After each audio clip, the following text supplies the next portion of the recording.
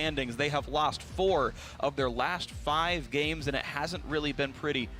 The Renegades, again, they face a somewhat easier schedule. Immortals and CLG are already off the table for the back half of the split, and so, hey look, 3 wins gets you back up in Team Impulse, Team Dignitas territory. And getting out of 10th place is a really big deal. You get a much worse road into the promotion relegation bracket if you stick down in 10th. There is room to go up here. There is light at the end of the tunnel, but Renegades need to start pulling up these wins. We'll see if they can do it as the picks and bans begin. Lulu, Corky, a lot of Yordle hate from NRG. Yeah, and you were talking about the pressure that they're feeling, and I think the pressure is even more relieved here, and they get to focus on themselves because there's no auto-relegation now, so they don't have to worry about this is a must-win game. It's focusing on themselves, like Freeze was saying. Just get better and perform better than you did last game. You're not against your opponent, you're against yourself at this point, just to improve. So here we go with Gragas off the table as well. Crumbs actually did very well on that champion. In fact, 3 days ago when he subbed in for Team Dragon Knights over in Challenger. So NRG doing a little bit of research, seeing what Crumbs have been good at. Kindred off the table from Moon. Interesting, we don't see her, we don't see them banned all that often, but it does leave Kog'Maw first pick up. Leaves Kalista and every support possible up on the other side here for Renegades. So the jungle pool has been kind of choked out here. Kindred, Nidalee, Gragas, you have Rek'Sai still up. There's some other, you can go for the Udyr that we've been seeing a lot of, but I definitely think that the Kog'Maw, you have to find something to deal with it, and this is a great answer. And we've been seeing a continued shift. I know some of this is biased by Kog'Maw being in the game, but a shift towards Braum over Alistar ever since his heal nerfs came in 6.3. Braum seems a bit more favored.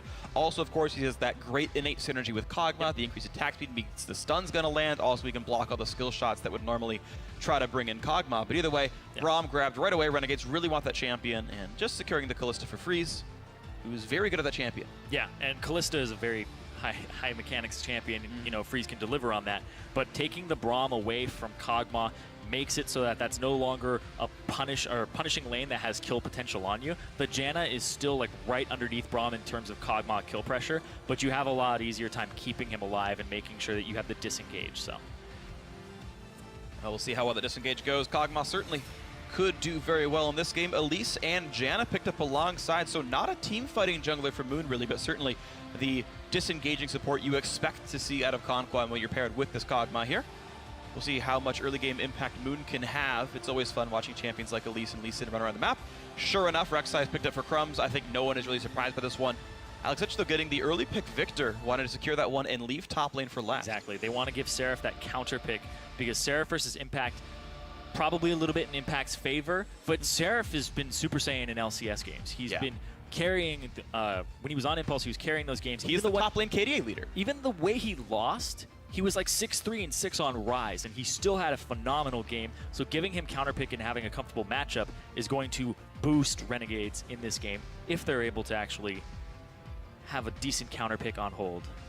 And of course, it continues the Renegades train of finding a top laner that works for them. They had subbed in Flares for a little bit, in for RF, brought RF back, and now they said, oh, let's borrow Sarah from TDK. This should be a better situation. We'll see how good Renegades can be with a more proven top laner here. And as the last few picks come through for NRG, Poppy comes through for Impact as the blind pick, and as well as GBM, once again grabbing Zillion. And talk about ways to keep a Kog'Maw alive. Steadfast Presence, how about a Revive, how about a knockback from the Janna, and then at least just to come up the works. Give him some movement speed while he stands still. I mean, this is, think about all the old Juggernaut comps, right? Was always Lulu with a Kog'Maw. Make him big, make him run fast, go to town on people. Well, now you can keep Time Warp on basically permanently. Actually, you can with enough CDR. You can keep Time Warp on permanently on the Kog'Maw.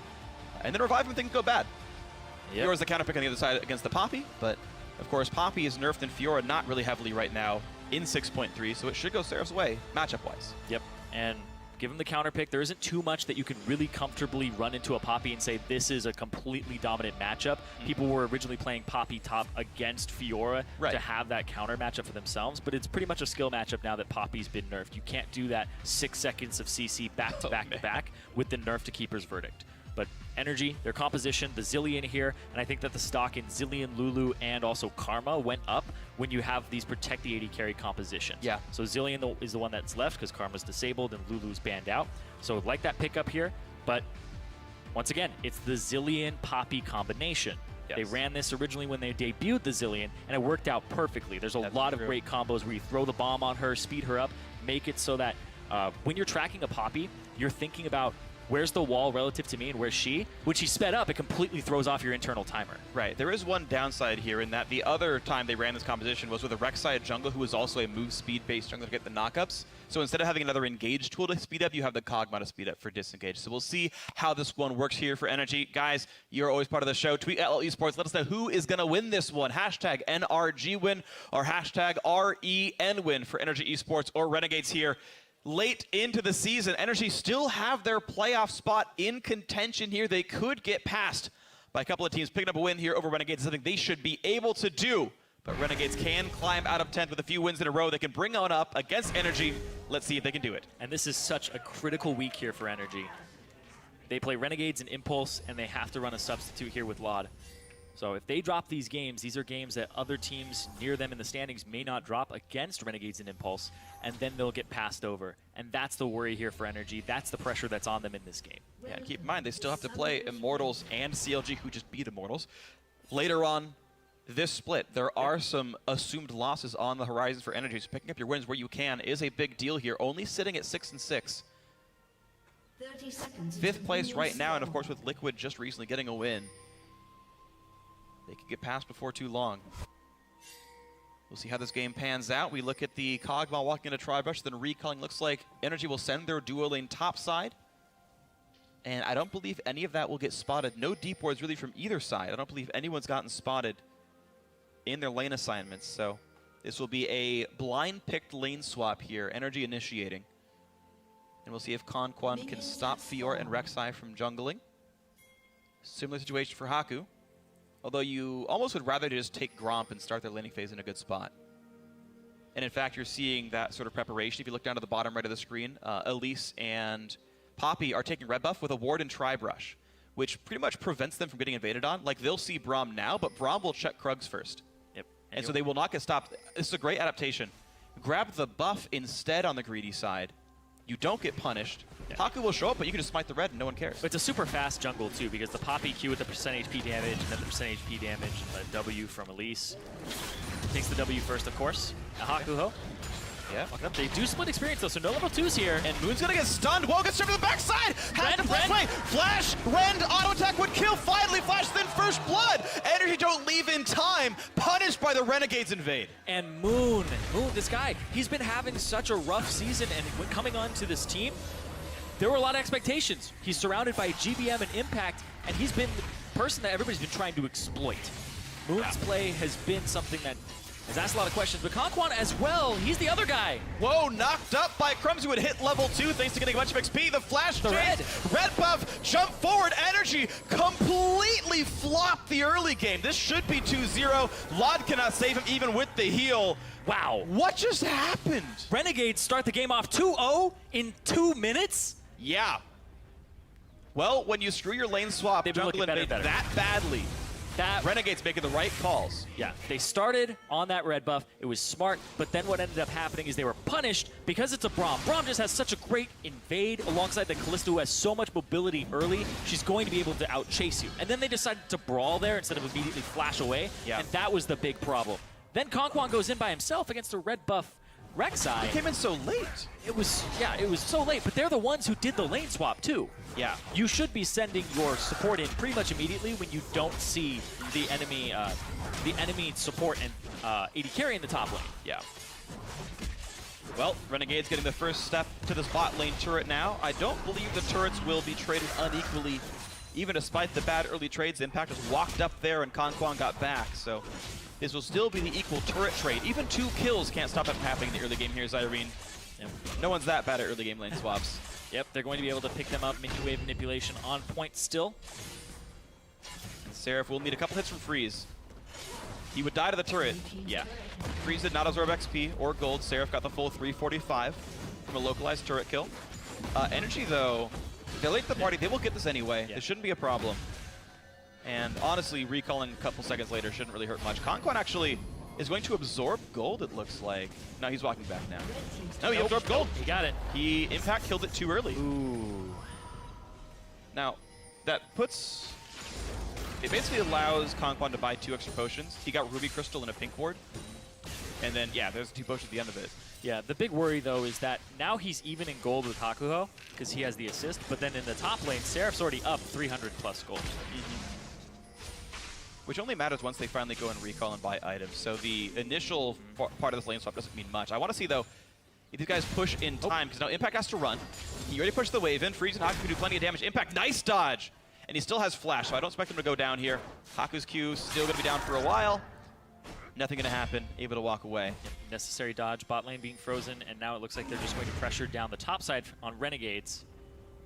Crumbs putting down the vision, making sure that he has something for Seraph to possibly TP on if somebody stays. Yeah, and this is the standard ward you put down on the sort of lane swap part 2, where your top laner stops freezing, eventually recalls, the duo lane goes back to the other side of the lane, starts pushing the turret down, and this Rek'Sai ward will make sure that no one's doing anything cheeky. The Renegades, honestly, with a very well-rehearsed and well-executed early game lane swap. This is correct so far from a team that is 1-11. And teams that are 1-11 typically suck at lane swapping. So that's kind of how they got to be 1-11. Yeah, I was about to say. And I think that's also what went through NRG's head, was let's lane swap on them. Their lane swap will not be as sound as ours. We'll be able to exploit them. And I think 100% that was NRG underestimating Renegades. Totally agree. Too much hubris there. They walk in, they get punished, and now they see this deficit that they're in. Yep. And we will end up with a pretty equally traded early game here. Seraph, once again, will be getting solo gold on this turret, which will actually put him at about $100 or so, which puts him basically tied with the mid laner. Them dollars. Roughly the same as the Cull Freeze here. Now, it is interesting to see what kind of farm is going where, because there's a 19 minion deficit from Freeze under Lod. And if there's ever a thing you really like on 80 carries, it's money on a Cog Bomb. Especially early money on a Cog Bomb. Oh, yeah. Just getting into the early and spike of Rage Blade, yeah. And that's one of the reasons that people really love that Cog Bomb, is he turns on much earlier than he did before, so he's not as exploitable. Yep. And then mid-game, it's up to your team to just group up 2-item power spike, 3 items, before he gets to the point where people just have so many resistances. But luckily for him, nobody's really going to have too many resistances here to actually deal with him. Nope, he's going to have a good time cutting through people if these team fights happen in the near future. Alex still holding on and outlaning GBM, so props to him. I don't really know Zillion's matchups that well, but does anybody? GBM does. But GBM is -11 CS in an undisturbed lane. Dark Seal as well.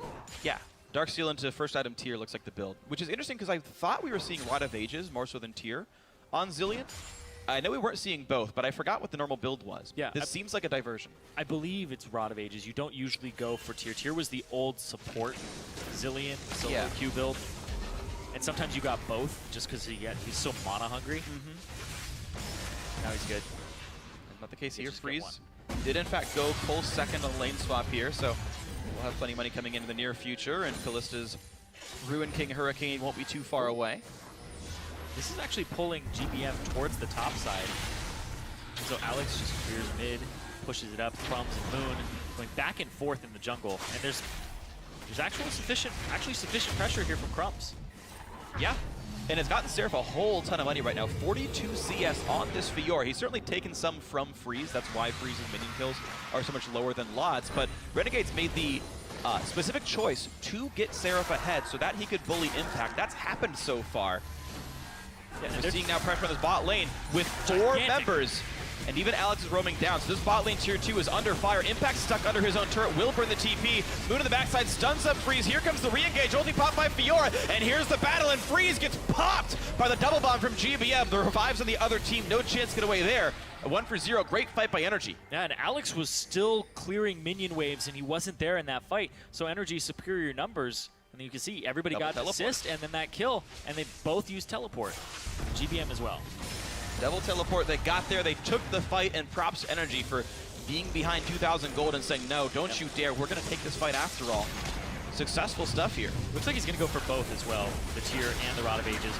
TP already came in from Seraph, he's already in this fight. The TP comes through, and he's already channeling that E.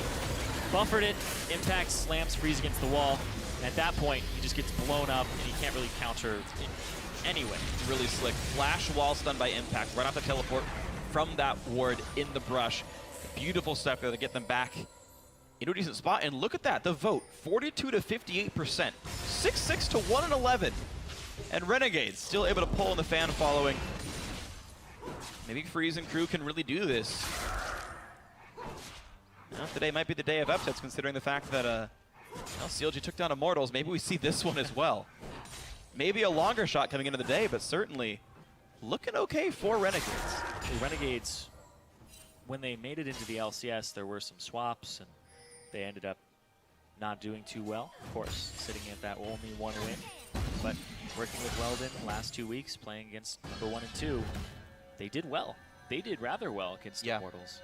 So Renegades were still figuring out, and it's funny to say, because we're 2/3 of the way through the season, they're still figuring out how good they actually are and where they stand as players, and not just as a team in the standings. Well, they need to go at least +3 wins to get out of 10th with 6 games to go. That's going to be a hard task for Renegades here. They can do it. It is possible. Playoffs are theoretically possible, though that requires practically going 6-0 in the last 6 games. But they can maybe reach 7th, and they can almost definitely get out of 10th, which makes the road back into the LCS easier. Yep, they play all the teams pretty much right above them as well. They play Impulse, Echo Fox, Dignitas. Yeah. In their last 6 games. Counting this one as well, the team right above them. Yep. Well, actually far above them. Yeah. Well, we'll see what they can do here. Their only win was against Liquid, so tiebreaker is pretty much never going to go in their favor. They will play... actually, they lost to Liquid back in Week 5, so they cannot own a tiebreaker over any team.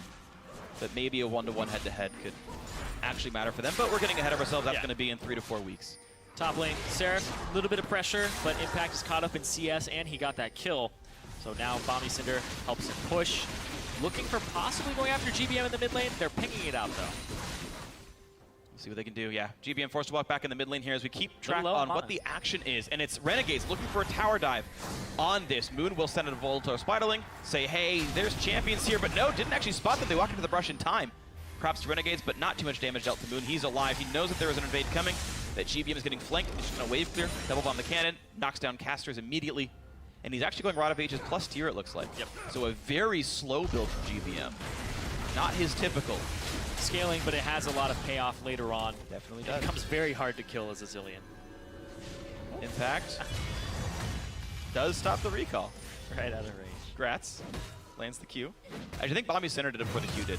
But he got in range of that. Didn't have a buckler up. Once again, Seraph trying to recall away from this turret. Impact. Okay, this time won't actually stop him out here. Titanic Hydra first coming in from Seraph. Not a surprise there. Quick wave push by Impact that Seraph just had to give away, it looked like. Yeah, it's cannon minion wave, so he won't lose as many as he normally would have. So, recall timing by Seraph. Quite good.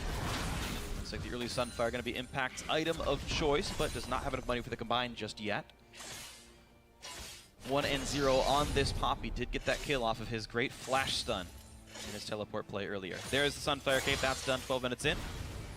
Moon looking to keep control of his own jungle. And as we take stock of this game, Kog'Maw still farming. Yep. So everybody backed on Renegades in that bot lane, Freeze and Hakuho.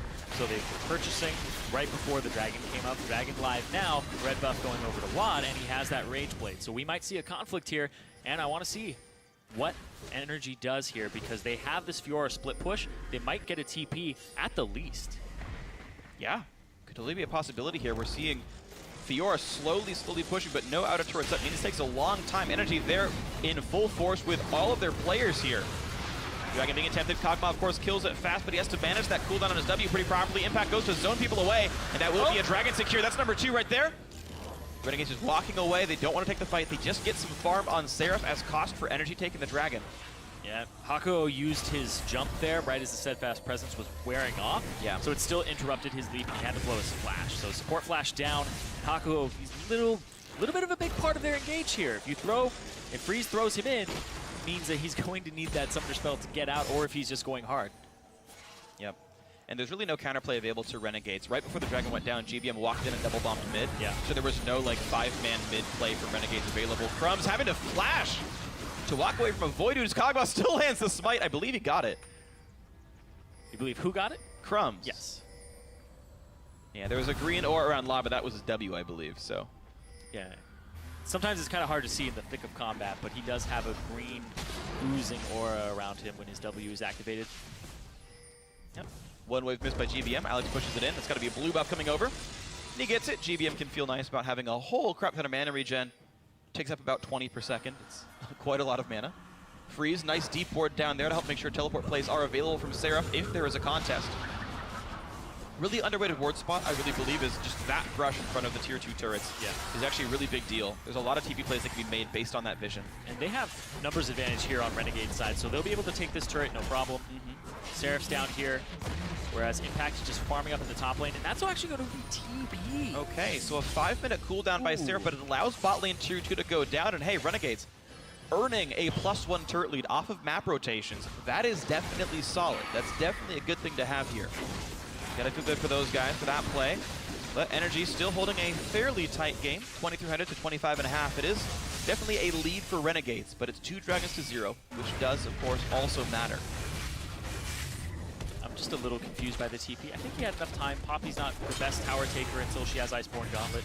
Yeah, I just think he really wanted to save turret health. And pretty much he did that for turret HP. Yeah. We'll see if it ends up paying off later, because sometimes it does. I mean, it is double TP advantage for Energy. Yeah. The thought being that the map is so open, you can see these moves well in advance. Theoretically, you can get up to them in time. And with Dragon taken recently, TP comes up roughly in time for the Dragon take. But it's still a 4.5-minute window now where Energy has huge TP advantage, and they should be able to play around.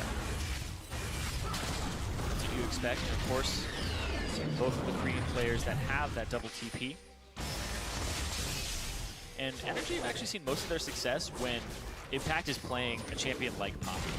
But it's usually when Altec is in the game, from what we've been seeing. Of course, we've been seeing every single one of them. But so Altec, in comparison to when GBM is on something like Poppy as opposed to a full tank, Impact can do night and day. Impact engages, Impact peels, and when he has both options available to him, speaking of peeling, he's able to actually give confidence to his team members, and that's where Energy's seeing most of their successes with Impact playing this Poppy. And now we're on a charge rate scenario. Energy walked back to the bottom lane. The dual lane pushed it down really cleanly. In fact, they're still going. Renegades are pushing almost as quickly. And in fact, there's the Rexy ulti popped by Crumbs to get back into the base. But, well, that turret's going to go down. There's way more damage dealt by Energy down here. This could really be the turret being killed. And you're right, double TP is still up, so how much you engage is a real big risk. Lod Flash going in and jumped on it. Here comes the Monsoon to save his life for now. And Energy are now suddenly inside the base. Poppy is holding the inhibitor turret alive, where the rest of his team is knocking down the inhibitor itself on this right side of the map. 17 minutes in, Energy holding a numbers advantage, slowly whittling this structure down. Lod putting in the auto attacks. Inhibitor should be falling here. As Crumbs continues to get knocked farther and farther down. Moon to jump into the air, now jump on towards Seraph. Bit of damage done. Inhibitor finally does fall. That is an inhibitor plus inhibitor turret taken on the better fight chosen by Energy. Exactly, and the double TP there, Seraph didn't have his to actually answer and get there. He used his back, so he wasn't able to actually get there before the turret had already been taken. And Energy, not as fast on the push to the top lane. The Poppy wave clear is a little bit deceptive because as the wave is coming in, the second part of the queue will blow up if you prep it early. And he's also very tanky, so diving him becomes a big problem. But yeah, Renegades, there's still 2,000 gold up, but... Of course, these guys took a lot of damage trying to knock that inhibitor down, so Renegades had a small health bar lead, but Impact pretty much untouched during that whole play. Got to wave clear mid, 1v2, hold everything up, and so to take stock, now Energy are up the inhibitor. They're still down in gold. They're actually still, well, of course, they've re-equalized the turrets with the 2-for-1 on that one. But now there's a big wave constantly pushing into the bot lane. Yeah, and now what you do is Energy is you all group mid, you ARAM it up, you try to get this turret, and you play around Seraph's TP cooldown, because if Seraph is split pushing, you just keep sending Impact back. The only turret that Renegades has that's safe to take is that tier 1 mid, so they'd have to answer you mid, or you'd have to go all the way for an inhibitor turret. He's probably going to stay in that bot side and just continue to fight super minions. So it'll be 5-on-4 in the mid lane, and they'll try to get Seraph's TP out. But try to get this last turret for Energy, that's a tier 1, and they have good zoning potential too with the Zillion. And watching Lod is going to be important to me, because when he's fighting, like, so far the red and the blue buff, he's actually doing his best to orb block in between his auto attacks to stutter step that little bit of extra distance in between his autos. And when you have 3.5 attacks per second, that's really hard as Kog'Maw. That's how you get carpal tunnel. And get better posture, I suppose. And he's got multiple hastes on his team, so that there's actually more distance to cover in between those movements. More so than ever for a Kog'Maw player. Lod really has to test his mechanics. Oh, Impact. getting away from these champions. Impact and Seraph in a 1v1. Impact does not quite land the stun. Has a level lead. Oh, the Repose expected it. And Pop's Movement looking speed. for some movement speed. Moon's going to come in with the Spiderling. Tried to Mad Life the Seraph Q, who held it. Very, very well played escape by Seraph, but still him losing a lot of health, and it's top lane priority for NRG. Yep, and really NRG, they get wave control top lane. Their bottom lane is actually being shoved in on Renegade's side, so they have to answer that. So this is a turret going over to NRG based off of that play and pushing Seraph all the way out of that lane. And Dragon's back up as well as Baron in about 6 seconds here, which all coincide with this inhibitor still being down and Super still pushing in. No Hurricane yet for Freeze. He's still waiting for that item to come in for him, so he doesn't have great wave clear. Alex is really the only one with really meaningful minion killing here. As NRG continue to pressure the map better despite being 2,000 gold down. This is going to be another turret going over to NRG. They have such great zoning tools here. You see Lod even just throwing out the ooze to make sure that people cannot approach very quickly. I also love how GBM has been throwing out his bombs just as zoning tools. Yeah, ground target and spell. Constantly Really wave good in clearing siege. first. He's always first. He's always first. He's going for heavily scaling gold as well. Again, Rod of Ages and Tier. He's got 2 stacks on Roa. His first lick of really efficient gold coming in. Easy Dragon 3. NRG are just completely in control despite being behind. And I normally don't like that build, but I like that build against Renegades because Renegades is a team that you don't expect to make a whole lot of early game moves, and you're trying to stall it out. And you get to these power spikes and freeze! Woo! Yeah. Thankfully hops into Impact, doesn't get stunned.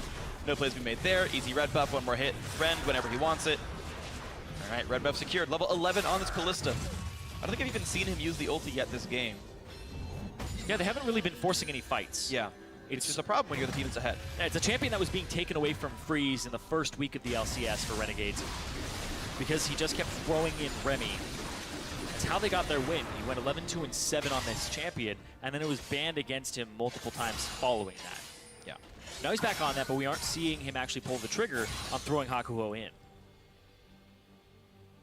All right, well, maybe they can find that engage, because if the team fight doesn't open up with some kind of flank, Lada's gonna rip through people on Hurricane Rageblade Kog'Maw. Incredibly power spiked right now. As soon as you stack up that Rageblade, the Hurricane will actually apply. The bolts will do that The AoE Rageblade magic extra damage. It's gonna be like in the tune of like 40 extra damage on hit. Plus Hurricane River. does 15, gets 50 attack damage as well from Conquan. Like, this is a very deadly Kog'Maw. And he might just shred the Baron here. He does it very quickly. But they've got to respect the fact they got spotted. This team does not have any tanks that aren't split pushers. Moon went Runic Echoes. He's not exactly tanky here. An Impact was sent to the bottom lane here. That inhibitor has come back up, and the total gained by NRG there was, what, 2-3 turrets and a dragon. Yep. That extra wave pressure has helped them. Well, the wave pressure gave them some turrets, but it honestly gave Renegades a decent amount of gold in that lane. Yeah. And funneling that into Seraph. And Look at the farm numbers. Yep. A 20 CS advantage for him, but of course, you always have to take into account what's the value of the minions that he's getting. So the super minion value versus what you would get normally. In a way, it's just like this, with none. Yep. Renegades holding a gold lead despite the 6-4 turret score. 3 dragons to 0, though, still something important for NRG. As they've held map control, they have continued to accrue a way to just win the game with Dragon 5, leading to a successful team fight more often than not. And now they're going straight for this open inhibitor back to the scene of the crime. Very smart. NRG remaining objective focused. Only 1 kill doesn't matter. They're killing the base properly. They're killing the objectives on the map. Moon chunked a little bit down. Lod getting plenty of damage, of course. But now they have to kite back. Jeez, Crumbs just refusing to respect how much damage Kog'Maw deals. Yeah, that range too, but there goes Impact. Really putting some damage onto him. They trade back and forth. Ooh, nice double bomb, Hakuho. Forced to get ulted out by Calista. The re-engage onto the inhibitor. The knock-up onto Lod, who went too far forward. They pile drive, but the Janus shield comes up and keeps him alive thanks to Monsoon. Lod is not dead, and in fact, he sniped out Crumbs. A 1-for-0 to the favor of NRG, plus the inhibitor, plus the walk-away save. Seraph has home guard, a little bit of movement speed, but he's just going to clear this wave out, and that's going to be 1 kill going over to NRG, but they end up getting the inhibitor once again. The Renegades, they've had a gold lead pretty much the entire game, but they have not had pressure on the map. They have pressured nothing. Oh, okay, Seraph, be dangerous. Blocks both bombs.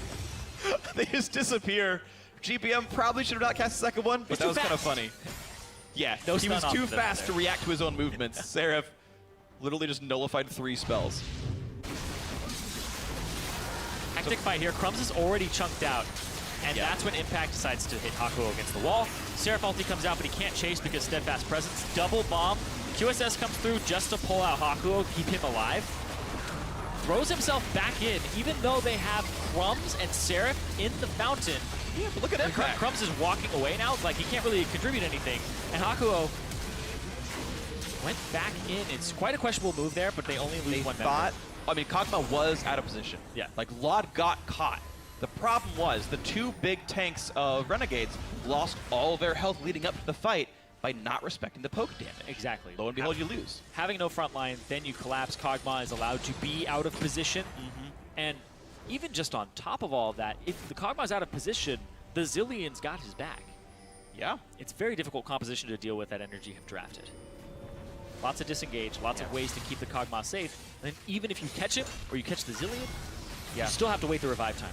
Well, it's just nice seeing how practiced NRG are with this composition. Impact has been able to internalize what a Zilean means for him. He's playing over-aggressively in any comp but this one. Diving in 1v4. Like, when he walked up and stunned Hakuho, inside of 4 people, he's like, yeah, but I have Zilean.